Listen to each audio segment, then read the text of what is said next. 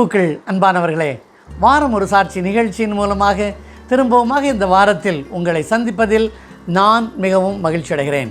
உங்கள் யாவருக்கும் வாரம் ஒரு சாட்சி குழுவினரின் சார்பாக தொழிலாளர் தின வாழ்த்துக்களை நாங்கள் தெரிவித்துக் கொள்கிறோம். நான் ஊழியம் செய்கிற இந்த CNI தமிழ் சர்ச்சில் ஒவ்வொரு வருஷமும் கடைசி ஞாயிற்றுக்கிழமை நிறைய பேர் சாட்சி சொல்லுவாங்க.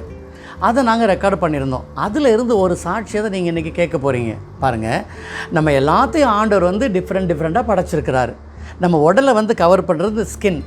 இதில் ஒரு பிரச்சனை வந்தால் நம்ம ரொம்ப டென்ஷன் ஆகிடுவோம். அது மாதிரி தாங்க சகோதரி ஒருவருக்கு ஸ்கின் ப்ராப்ளம். அது மாத்திரமல்ல, இன்னொரு டென்ஷன் தரக்கூடிய உடல் நலக்குறைவு. இந்த ரெண்டுக்காகவும் அவங்க எப்படி ஜெபிச்சாங்க, ஆண்டவர் எப்படி அவங்களுக்கு விடுதலையை கொடுத்தாங்க, அதைத்தான் இந்த சாட்சியில் நீங்கள் பார்க்க போகிறீங்க. சாட்சியை நீங்கள் கடைசி வரை பாருங்கள். கர்த்தர் உங்களை ஆசீர்வதிப்பார்.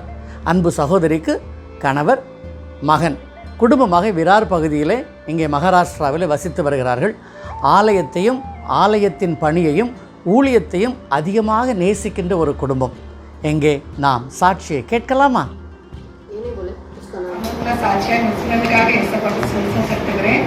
இந்த கொரோனா 2020 எனக்கு பைல்ஸ் வலி, அதோட சேர்ந்து இந்த கையை காலை ரொம்ப ஊழல் எடுக்கும்.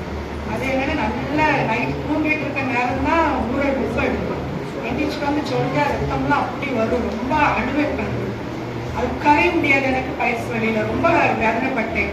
எல்லாரும் தூங்கிட்டு இருப்பாங்க, நான் அழுதுகிட்டே எசப்பட்ட ஜூம் பண்ணிக்கிட்டே இருப்பேன். எசப்பா, எனக்கு எதுக்கு இப்படி வலி வேதனை எனக்கு இப்படி தந்துட்டீங்க எசப்பா, நான் என்ன பாவமா செஞ்சேன் அப்படின்னு சொல்லி ரொம்ப எசப்பட்டு பேசிக்கிட்டே இருப்பேன். நான் கண்ணீர் அப்படியே வந்துட்டு இருப்பாங்க. அப்போ எசப்பட்ட நான் ஜோம் பண்ணுவேன். ரொம்ப ஜோம் பண்ணிக்கிட்டே வேதனையோடு தான் இருப்பேன். இதுலேருந்து எனக்கு விடுதலை தாங்கப்பா எசப்பா. அதுக்கு பிறகு வருஷம் எல்லாரும் சாட்சி சொல்லுவாங்க. நான் 3 வருஷமா காத்துட்டு இருந்தேன் இந்த இடத்துக்கு வர்றதுக்கு. ஒரு அற்புதமாட்டு எசப்பா எனக்கு செய்வாங்க. நான் இந்த இடத்துல எசப்போட நாமத்தை நான் மகிமைப்படுத்துவேன். 3 வருஷம், இன்னைக்கு 2025 வருஷம் தான் எசப்பா எனக்கு கொண்டு நிறுத்திருக்காங்க. அதனால அதுக்கப்புறம் நான் டாக்டர்கிட்ட போனேன். பைல்ஸ் வலிக்கு இந்த கை ஊழலுக்கும் போனேன். கொஞ்ச நாளா போயிட்டு இருந்தேன். சரியே ஆகல. அதுக்கு நிப்பாட்டிட்டே இருக்க நமக்கு கல்லு இல்லை அப்படின்னு சொல்லி ஏசப்பா சமூகத்திலே நான் உட்காந்து ஜெபிச்சுட்டு இருந்தேன். ஏசப்பா, நீங்க எனக்கு விடுதலை தாங்க. எத்தனை பேருக்கும் நீங்க விடுதலை கொடுத்துருக்கீங்க, சாட்சியா நிறுத்திக்கீங்க, என்னையும் சாட்சியா உங்க சமூகத்தை நிறுத்திக்கப்பான்னு சொல்லி மருந்தெல்லாம் நிப்பாட்டிட்டே இருந்தேன். கவனிக்கவும் இல்லை அந்த இடத்துல. ஊழல்லாம் கவனிக்காம இருந்துட்டு இருந்தேன். கொஞ்ச நாள் கழிச்சு பார்த்தா நமக்கு ஊழலே இல்லையே, காடெல்லாம் பார்த்தா நல்லா ஆயிட்டு. அதுக்கு பிறகுதான் ஏசப்பாட்ட ஜோம்லிட்டு, ஏசப்பா நீ எனக்கு நல்ல சுகத்தை தந்திருக்கீங்க, நம்முடைய ஆலயத்துக்கு வருவேன்னு சொல்லி எல்லா ஆராதனையும் கலந்து கொண்டுட்டே நான் வந்துகிட்டு இருந்தேன். அதுக்கப்புறம் இந்த பைல்ஸ் வலினால ரொம்ப கஷ்டப்பட்டேன். அதுக்காக ஏசப்பாட்ட ஜபிச்சுட்டே இருந்தேன். ஏசப்பா, அந்த டாக்டர்கிட்ட போகாம சர்ஜரி பண்ணாம எனக்கு சுகத்தை தாங்க ஏசப்பான்னு சொல்லி கொஞ்ச நாளா ஜபிச்சுக்கிட்டே இருந்தேன். ஆனா அதுல ஒரு மாற்றமும் இல்லை. அதுக்கப்புறம் தன்னறியாம ஒரு நாள் திடீர்னு நான் ஜபத்துல ஏசப்பா ஏதாவது ஒரு வழிவாசல் எனக்கு தந்து தாங்க ஏசப்பா அப்படின்னு சொல்லி ஜோம் பண்ணேங்க. அது பிறகு இந்த லேசர் ஆப்ரேஷனுக்கு எனக்கு வழிவாசல் எல்லாமே பண உதவி எல்லாமே ஏற்படுத்தி தந்தாங்க. அது நல்ல மாதிரி முடிய திரும்ப தந்தாங்க. இப்போ ஏசப்பா இந்த சமயத்துல எனக்கு எங்க சாட்சியாக நிறுத்துனதுக்காக ஏசப்பாக்கு நன்றி செலுத்துகிறேன். ஆமேன். நல்ல ஒரு சாட்சியை கேட்டேன் இல்லையா? பாருங்கள், சாட்சியில் சகோதரி தெளிவாக சொல்லியிருக்கிறாங்க. தனக்கு இருந்த பிரச்சனைக்காக தொடர்ந்து 3 வருடங்களாக ஜெபித்திருக்காங்க.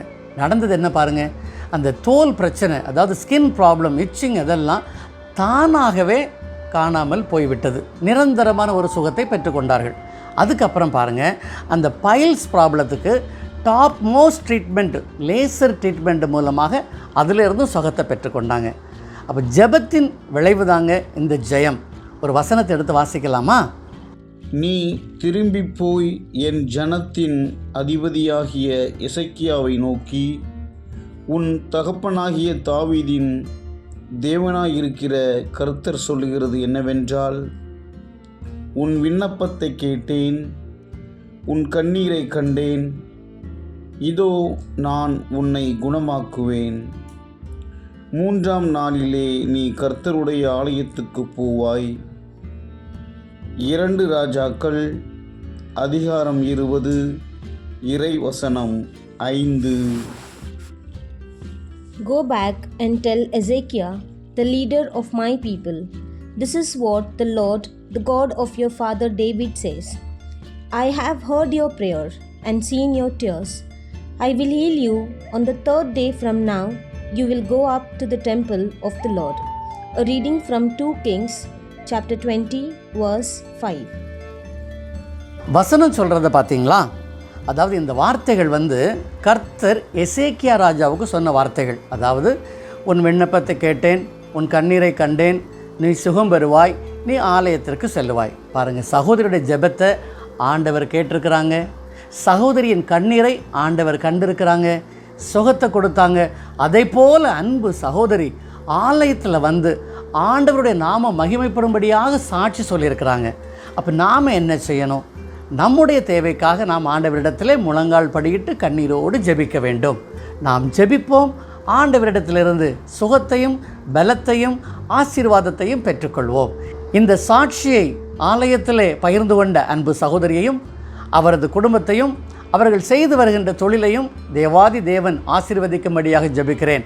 மாத்திரமல்ல, பார்த்து கொண்டிருக்கின்ற உங்கள் யாவரையும் தேவன் ஆசீர்வதிப்பார். திரும்பவுமாக இன்னொரு சாட்சியில் உங்களை சந்திக்கும் வரை கர்த்தர்தாமே உங்களை ஆசீர்வதித்து பாதுகாத்து வழிநடத்துவாராக. ஆமேன்.